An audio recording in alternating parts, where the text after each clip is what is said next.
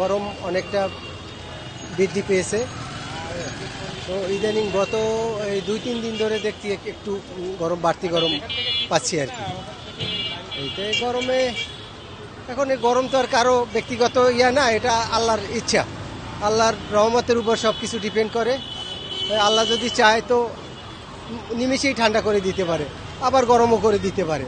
এটা আপনার আমার কিছু করার নাই, আর কারো কোনো কিছু করার নেই আর কি।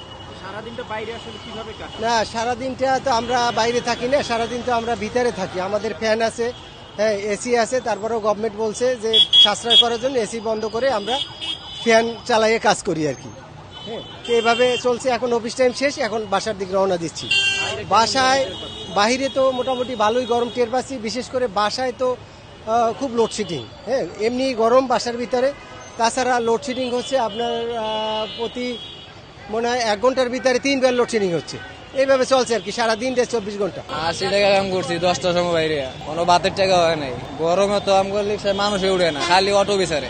ওই যে কাইল হয়ে গেলে এক সাইডে বই, গাছের নিচে বই একটু আরাম টারাম করি, চা পানি খাই, এই আর কি।